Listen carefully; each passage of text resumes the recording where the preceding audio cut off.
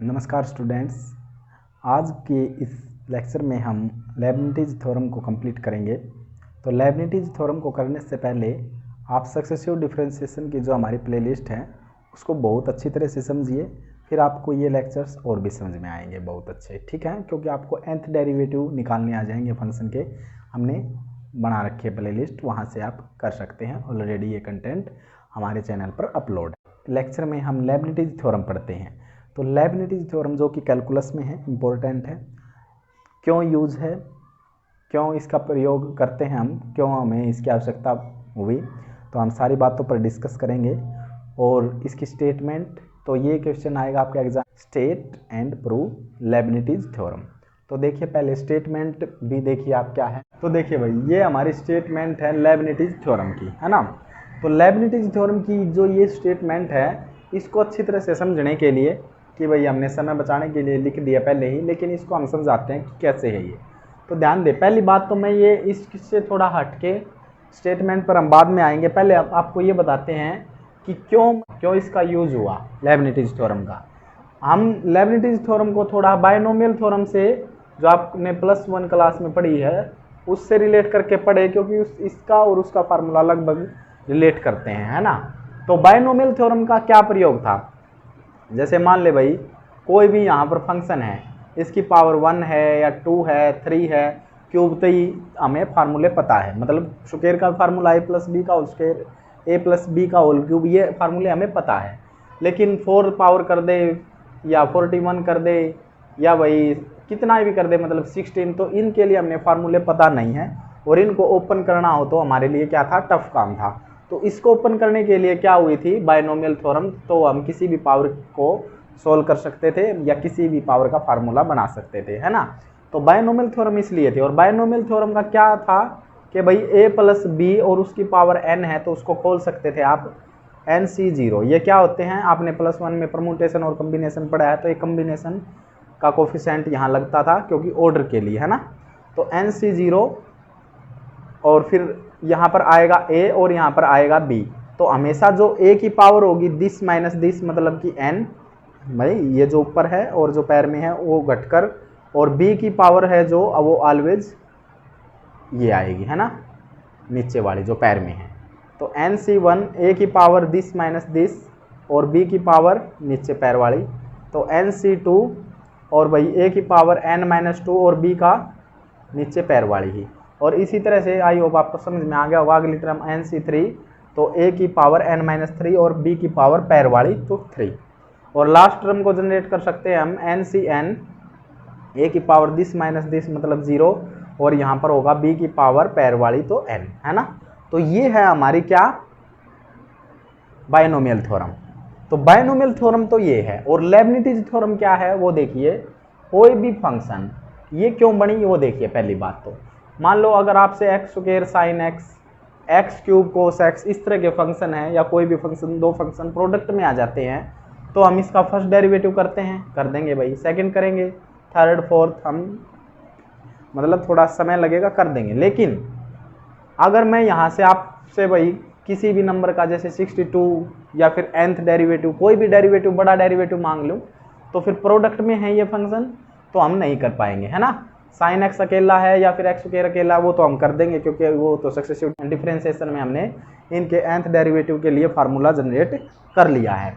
लेकिन प्रोडक्ट में जब दो फंक्शन है और उसका हाईएस्ट डेरिवेटिव अगर मांगा जाता है या nth डेरिवेटिव जब मांगा जाता है, तो हम यूज करते हैं लेबनिज़ थ्योरम। तो इस लेबनिज़ थ्योरम को किस तरह से हमने ये लर्न करना है, क्या है ये, तो इसको मैं बता रहा हूँ। तो पहली बात आपको पता चला कि क्यों यूज करते हैं, जब दो फंक्शन प्रोडक्ट में है और उनका हायर या nth डेरिवेटिव या बड़ा डेरिवेटिव आपसे मांगा जाता है, तो तब आप लेबनिज़ थ्योरम को प्रयोग में लाते हैं। तो देखिए भाई, अब मैं क्या कह रहा हूँ कि u v दो फंक्शन है, तो वो तो किसी से दिखा लो भाई, u v दो फंक्शन है और उनका आप क्या कर रहे हो, nth डेरिवेटिव कर रहे हो। तो ऐसा कर रहे हो तो आप क्या आएगा, देखिए nc0 तो एज इट आएगा, और जो u की पावर है दिस माइनस दिस, तो वो अब की बार यहाँ पावर में आती थी, ये पैर में आएगी, और वो बताऊंगा मैं। देखिए तो यहाँ पर आएगा n, और फिर v की पावर आएगी 0, मतलब पैर में, तो v एज इट लिखेंगे, तो 0 नहीं लिखेंगे पैर में।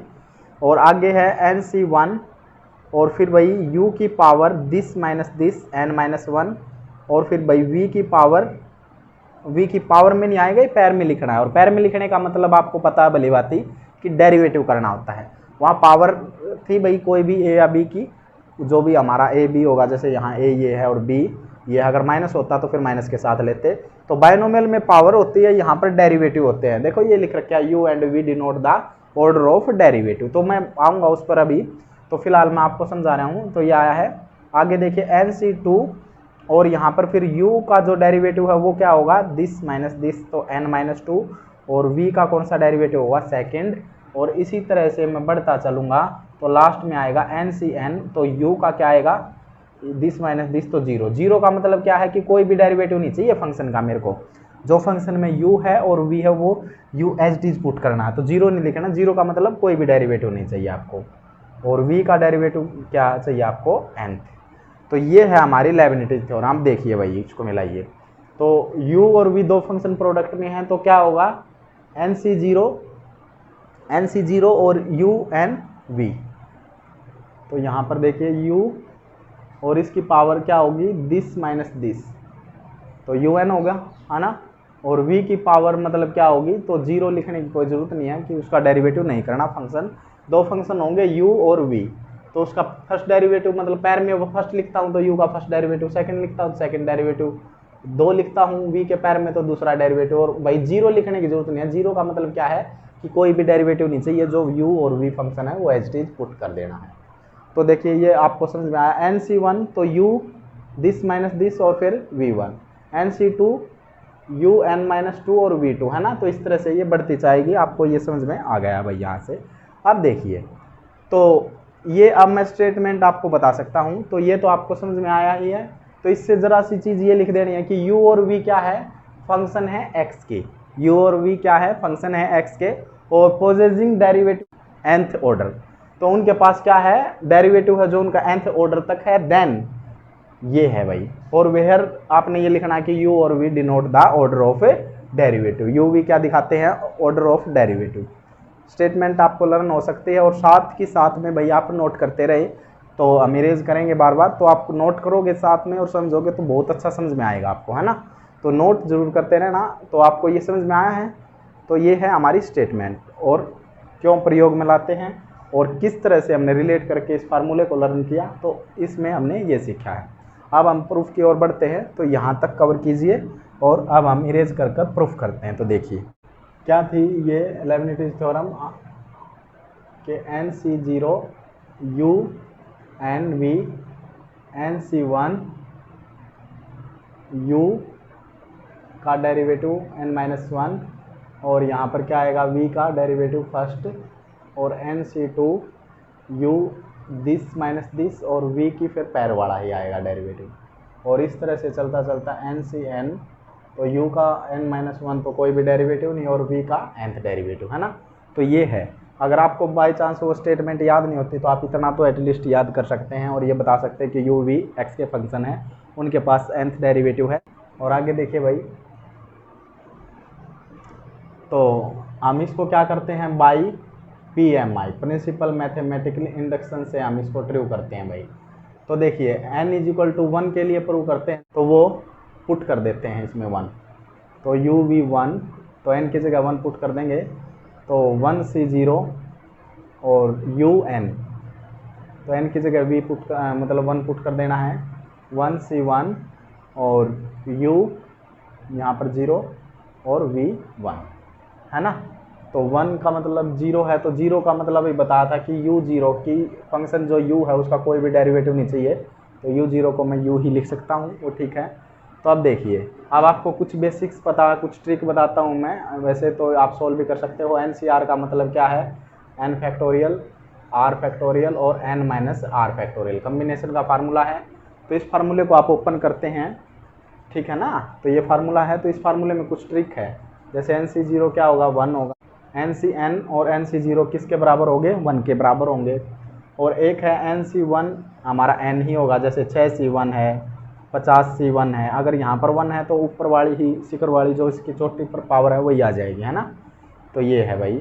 तो एन सी एन एन ही होगा। और क्या है, अगर एन सी ए और एन सी बी बराबर तब होंगे जब ए प्लस बी, अगर मान लो 6C5 और यहाँ पर 6C1, तो इनकी वैल्यूज बराबर होगी। क्यों? क्योंकि ए प्लस बी एन से मैच कर रहे हैं ना, एन हमारा 6 है, अगर इनका ए और बी जो नीचे है, ए है ये बी है, तो इनको सम कर रहे हैं और वो एन के बराबर आ जाता है, तो ये कंडीशन होल्ड करती है। तो ये नोट करने की बात है, आप डायरेक्ट याद कर सकते हैं, नहीं तो इनको रन टाइम पर आप फाइंड भी कर सकते हैं, कोई ज़्यादा हार्ड चीज़ नहीं है भाई। ये आया ना समझ में?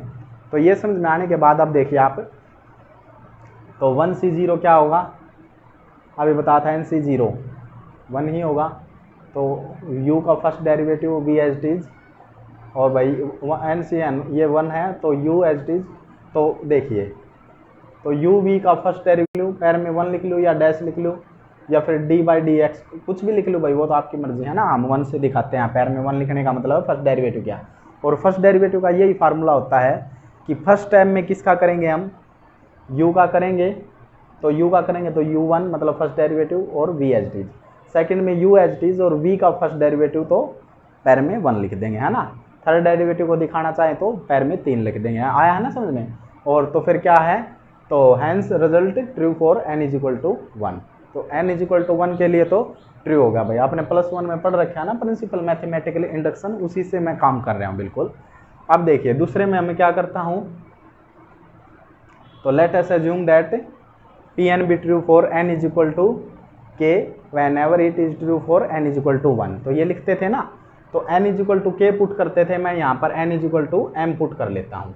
तो n is equal to m put करेंगे तो क्या होगा, शाबाश बताइए, um, तो Pn स्टेटमेंट बोलते थे हम उसको +1 में, तो वही है, तो un। तो अब हम करेंगे भाई, जहाँ पर भी n है जी हमारे इस रिजल्ट में, जो ये स्टार का नाम दे लो आप इसको, तो इसमें m पुट कर देंगे हम इस टाइम में। तो हम इसको एज्यूम करके चलते हैं कि इसके लिए हम ट्रू करते हैं कि ये स्टेटमेंट ट्रू होगी, इसके लिए हम एज्यूम करते हैं, और फिर सेकंड का मतलब सेकंड का सहारा लेकर तीसरे वाले को सेकंड की मदद से ट्रू करते हैं। इसी तरह से प्रिंसिपल मैथमेटिकल इंडक्शन इसी तरह से होगा, फर्स्ट को हम ट्रू करते हैं, सेकंड को हम मानते हैं, और थर्ड को हम फिर सेकंड का सहायता से प्रूव कर देते हैं सेकंड का यूज करके। तो देखिए n की जगह आपने क्या पुट करना है, m और C0 UMV और MC1 तो UM-1 V1, और यहाँ पर आएगा जी MC2 UM-2 V2, और इसी तरह से चलता चलता ये चलेगा MCN और UVM। ये देखिए भाई, मैंने यहाँ पर इंडेक्स मैं उसमें n is equal to k use करता था +1 में, तो n is equal to m put कर लो, वो कोई दिक्कत नहीं, आपकी बुक के अकॉर्डिंग करवा रहा हूँ मैं, है ना। तो उससे इंडेक्स से कोई दिक्कत नहीं होती मैथ में, आप n is equal to p मान सकते हैं, k मान सकते हैं, m मान सकते हैं, उससे कोई भी प्रॉब्लम नहीं है। तो यहाँ तक आपको क्लियर समझ में आया है ना जी। तो हमने क्या किया है, 1 के लिए ट्रू की है, और यहाँ पर ये लिख लेना है, आप लिख सकते हैं let us assume that Pn be true for n is equal to m whenever it is true for n is equal to 1, तो वो थ्योरी हो जाएगी। तो ये यहाँ तक आपके सेकंड स्टेप हो गया भाई, है ना। देखिए भाई, ये स्टेप 1 है हमारा और ये स्टेप 2 है, तो स्टेप 3 और है बस अब इसमें। तो स्टेप 2 तक आप नोट कीजिए, ये स्टेटमेंट थी एक हिसाब से, और ये हमने फर्स्ट स्टेप किया है, 1 के लिए ट्रू करके दिखाई है, और सेकंड के लिए हमने माना है, और थर्ड स्टेप में हम करेंगे we will prove that Pn be true for n is equal to m+1 whenever it is true for n is equal to k and 1। तो ये थ्योरी है, तो आप इसको पीछे वीडियो करके लिख सकते हैं, ठीक है, नहीं तो लर्न भी कर सकते हैं। तो हम तीसरे में प्रूव करेंगे अब। तो देखिए हम इरेज करते हैं इसको, तो स्टेप थर्ड, तो n is equal to m+1 के लिए अब हम करते हैं we will prove Pn be true for n is equal to m+1 whenever it is true for n is equal to k and 1, मतलब जबकि हम इसको इसमें प्रूव करेंगे n is equal to m+1 के लिए भी ये ट्रू होगी, जबकि ये k और 1 के लिए हम ऑलरेडी प्रूव कर चुके हैं। 1 में प्रूव कर दिया था, सेकंड में हमने मान लिया था, तो थर्ड में हम करते हैं अब।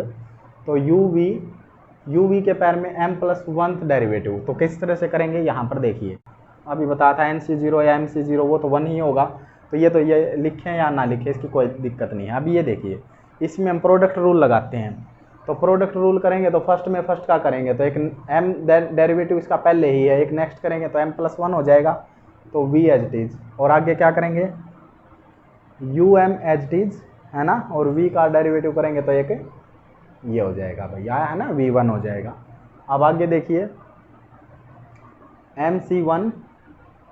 mc1 इसका कोफिशिएंट है तो चलता रहेगा साथ में, तो इसका एक नेक्स्ट डेरिवेटिव करेंगे तो ये तो कांस्टेंट की तरह ट्रीट करेंगे। चलो अब हम भाई इसको ब्रैकेट में लिख लेते हैं, तो mc1 है ये, तो ये तो चलता रहेगा। इसका नेक्स्ट डेरिवेटिव करेंगे तो इसमें अलग प्रोडक्ट रूल, इसमें अलग प्रोडक्ट रूल, इसमें अलग प्रोडक्ट रूल, इस तरह से करेंगे हम।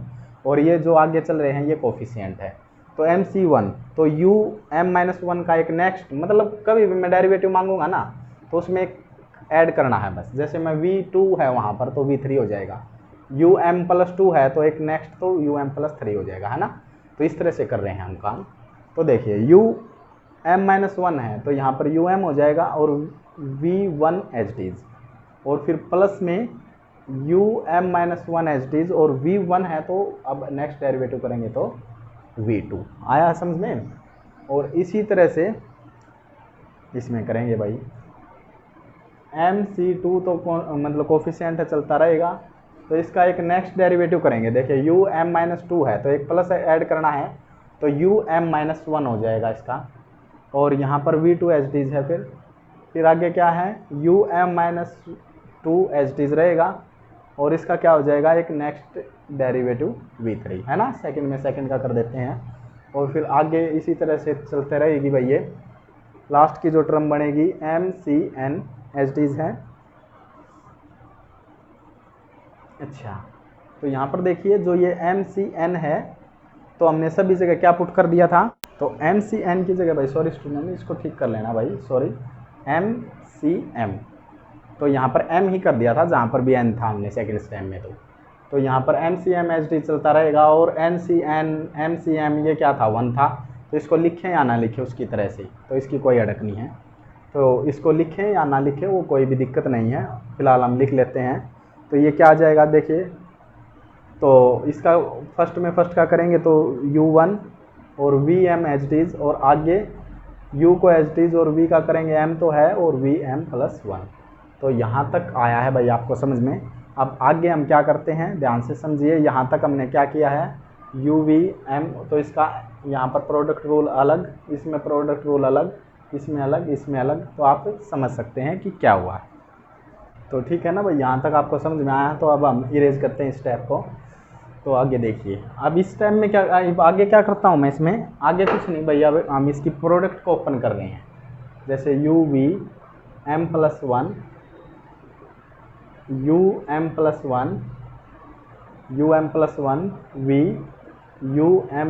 एज इट इज लिख रहे हैं। हाँ बिल्कुल, ये जो इसके साथ प्रोडक्ट, इसके साथ भी प्रोडक्ट, तो प्रोडक्ट में लिख देते हैं, ब्रैकेट हम हटा रहे हैं, इसमें ब्रैकेट को सॉल्व कर रहे हैं कुल मिलाकर, ठीक है ना।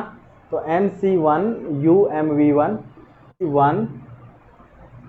um-1 और v2, ठीक है, ये सॉल्व हो चुका है भाई। अब आपका प्लस आगे लिखते हैं, अब हम इस टर्म को mc2 um-1 v2, आगे mc2 um-2 v3। तो आपको आ रहा होगा क्लियर समझ में, बस हम कुछ कर ही नहीं रहे भाई, ब्रैकेट को सॉल्व कर रहे हैं यहाँ पर। तो mcm u1 vm, और यहाँ पर आएगा mcm, तो लास्ट टर्म क्या बनेगी mcm uvm+1, ये बनेगी, है ना। तो प्रोडक्ट को ही सोल्व किया है जिस तरह से ये आया था, हमने पहले यहाँ प्रोडक्ट रूल लगा लिया था, कांस्टेंट को बाहर रखा था ना, जो कांस्टेंट के साथ गुणा करवा के इस टाइम में हमने लिखा है। अब आगे देखिए हम क्या करते हैं, तो ठीक है भाई, अब देखिए इसमें क्या करते हैं हम, ये देखिए um+1 v ये चीज़ है। अब देखिए जो ये चीज़ है और ये है, इसमें से um-v1 मतलब u का mth डेरिवेटिव और v का फर्स्ट डेरिवेटिव, u का m डेरिवेटिव, तो ये चीज़ कॉमन आ जाएगी, है ना। तो इसको कॉमन लेंगे तो ये बनेगा यहाँ पर 1, यहाँ पर 1 बचेगा, और mc1, तो वो तो आप आगे लिख लो कॉमन वाला या पीछे लिख लो, उसमें कोई दिक्कत नहीं है भाई। यहाँ तक आया ना समझ में, फर्स्ट टर्म को नहीं भाई टच किया आपने, क्योंकि कॉमन नहीं आ रहा था किसी में से, इन दो में से कॉमन। अब इसी प्रकार ये है जो ये टर्म है और ये टर्म है, इसमें से देखिए तो यहाँ पर बनेगा MC1 ये चीज़ कॉमन आ रही है ना, UM-1V2 UM-1V2, तो MC1 और MC2 ये बचेगा यहाँ पर ये निकलने के बाद, और वहाँ पर ये बचेगा, और इसके सारे के बाहर क्या आएगा UM-1V2। ठीक है। अब इसी तरह से मतलब नेक्स्ट टर्म को आप लिख सकते हैं।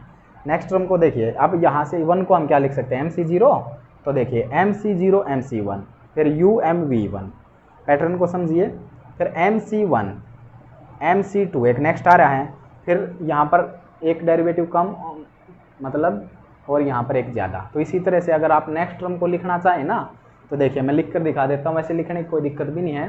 तो क्या आएगी नेक्स्ट टर्म देखिए, जैसे यहाँ से स्टार्ट हुआ है MC1 से, तो ये भी किससे स्टार्ट होगा, MC2 से स्टार्ट होगा, और फिर नेक्स्ट आएगी MC3, और फिर बार क्या आएगा, यहाँ पर जैसे कम हुआ है तो इसमें भी एक कम होगा UM-2, और ये V2 है तो यहाँ पर 1 था तो 2, अब यहाँ पर क्या हो जाए 3।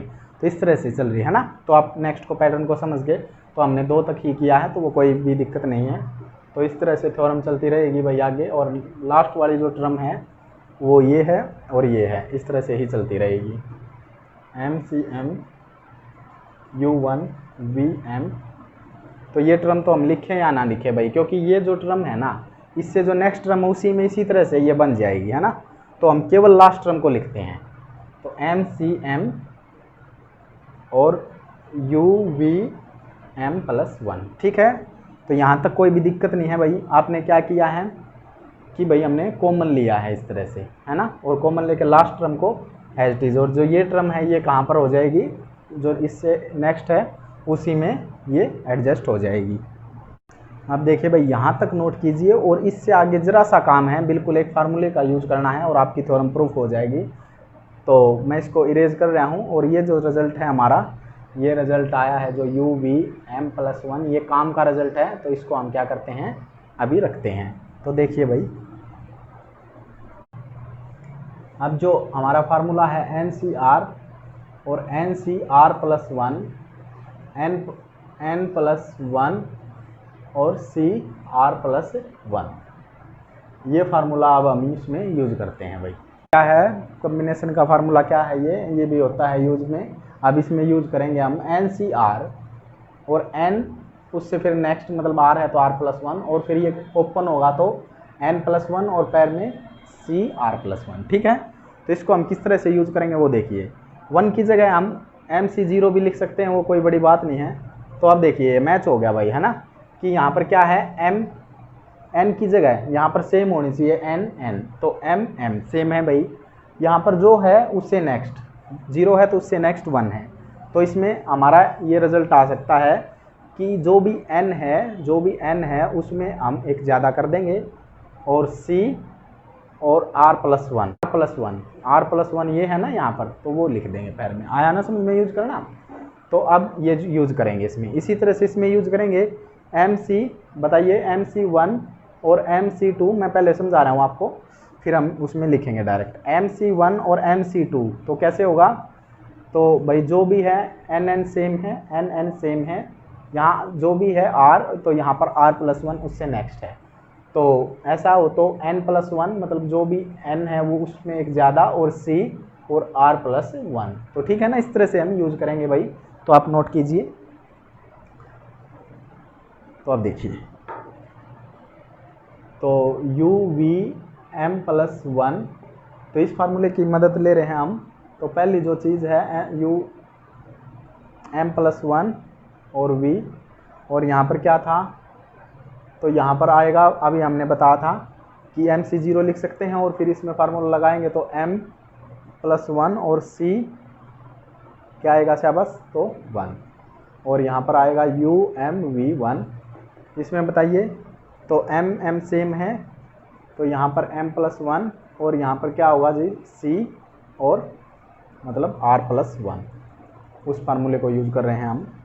तो यहाँ पर आएगा UM-1V2, है ना, और इसी तरह से हम लास्ट वाली टर्म को लिखेंगे। तो ध्यान से यहाँ समझने की बात, MCM और m+1 cm+1, क्या ये बराबर होंगे? बिल्कुल बराबर होंगे भाई, की क्योंकि NCN क्या होगा? 1 ही होता है। तो n को सेम रखो भाई, आप m+2 लिखो, m+2 लिखो। यहाँ पर m+1 की जरूरत है, क्यों जरूरत है वो मैं बताऊंगा। m+1 तो हमने लिख दिया भाई, ये है ना। तो ये रिजल्ट दोनों क्या है? इक्वल ही है, क्योंकि ये भी NCN है और ये भी NCN है, और NCN क्या होता है? 1 है। तो दोनों ही 1 है, तो इसका मतलब इसकी जगह मैं ये रिप्लेस कर सकता हूँ। तो इसमें लास्ट वाले में इसकी जगह में क्या है, तो इसलिए मैं इसको लिखता आया हूँ, है ना, क्योंकि हम आपको ये समझाना चाह रहे थे। देखिए cm+1 लिख दिया, और यहाँ पर आएगा vm+1। तो अब देखिए भाई आप इसको, तो हमारी थ्योरम क्या हो गई है? ट्रू हो गई है। कैसे ट्रू हुई है? देखिए, जैसे कि अब मैं स्टेटमेंट पर आता हूँ। जैसे स्टेटमेंट थी हमारी, क्या थी वो? NC0 u का ये डेरिवेटिव, मतलब दिस माइनस दिस, और v का कोई भी डेरिवेटिव नहीं। n आगे क्या था? NC1 u का दिस माइनस दिस, मतलब un-1, और v का फर्स्ट डेरिवेटिव। और NC2 आगे क्या है? शाबाश, NC2 u का n-2 डेरिवेटिव, और v का क्या है? शाबाश, सेकेंड डेरिवेटिव। तो लास्ट टर्म हम जनरेट करेंगे तो NCN, तो u का दिस माइनस दिस कोई भी डेरिवेटिव नहीं, और v का nth डेरिवेटिव। तो अब ये है वही एक तो हमारा लेबनिज़ थ्योरम, और इससे अब इसको मैच कीजिए। क्या ये m+1 के लिए ट्रू हो चुकी है? देखिए हो चुकी भाई, बिल्कुल। जैसे ये n के लिए ट्रू है ये थ्योरम लेबनिज़, तो इसीलिए ये m+1 के लिए भी ट्रू हो चुकी है। तो यहाँ पर ये कांस्टेंट, ये कोफिशिएंट तो हम ले ही सकते हैं, m+1 c0, तो ये हमने लिया। तो देखिए u की क्या पावर आएगी? दिस माइनस दिस, तो m+1, और v का ये पैर वाली, तो कोई भी डेरिवेटिव नहीं, तो v अकेला।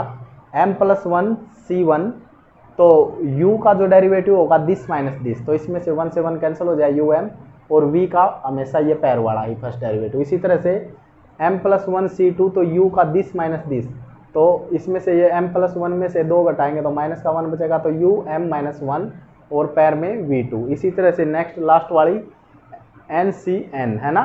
तो डेरिवेटिव u का होगा जो दिस माइनस दिस, तो 0, और v का जो डेरिवेटिव होगा ये पैर वाला, है ना। तो बिल्कुल जो स्टेटमेंट थी और ये मैच कर गई ना भाई। तो इसका मतलब हमने n=m+1 के लिए ये ट्रू कर गई। तो hence the theorem true for all natural number, या hence the theorem true everywhere, तो आप लिख सकते हैं। तो ठीक है ना। तो फिर भी अगर इस वीडियो में आपकी कोई समस्या है तो आप बता सकते हैं कमेंट बॉक्स में। तो आपका क्या है, ये तो मैंने आपको कंपैरिजन करके बताया है, तो आप यहाँ ही लिखेंगे कि hence the theorem true everywhere. तो ठीक है ना। अगर आप इसके लिए ट्रू करके दिखाएंगे तो ये सारी थ्योरम अब आपकी प्रूव हो चुकी, तो आप लिखेंगे हैंस प्रूव। हमने क्या किया था, जो सेकंड स्टेप था उसका सहारा लेकर कि u-v m+1 रिप्लेस करके और उसमें प्रोडक्ट रूल लगा के हमने एक वो रिजल्ट ड्राइव किया, कोफिशिएंट को लिखकर प्रोडक्ट रूल लगाया। फिर उसमें हमने अगले स्टेप में प्रोडक्ट करवाई। प्रोडक्ट करवाने के बाद हमने क्या किया, कॉमन लिया ये स्टेप, और कॉमन लेने के बाद इस फार्मूले को यहाँ पर भी यूज़ किया, यहाँ पर यूज़ किया, और इसी तरह से यूज़ करने के बाद ये रिजल्ट m+1 के लिए भी हमारा, जिस तरह से n के लिए ट्रू था m+1 के लिए भी हमारा होल्ड हुआ। तो थ्योरम हमारी सभी जगह ट्रू है, तो हैंस प्रूव्ड। फिर भी अगर आपकी इस थ्योरम में कोई दिक्कत है, कोई प्रॉब्लम आती है, आपको कोई पॉइंट नहीं समझ में आता, तो आप बेझिझक हमारे कमेंट बॉक्स में कमेंट कर सकते हैं। लाइक करना ना भूलें भाई वीडियो को, बहुत मेहनत लगती है वीडियो बनाने में, और चैनल को सब्सक्राइब करें। आपके लाइक और सब्सक्राइब से ही हमारा हौसला बढ़ता है, और अगर हमारा हौसला बढ़ता है तो आपको बहुत फ़ायदा होगा भाई, क्योंकि हम आपको इससे भी बेस्ट वीडियो, और हम अपने आप में इम्प्रूवमेंट करेंगे, और इससे भी बेस्ट वीडियो आपको भविष्य में देने की कोशिश करेंगे। तो आप नोट कीजिए और पढ़ते रहिए। जय हिंद, जय भारत।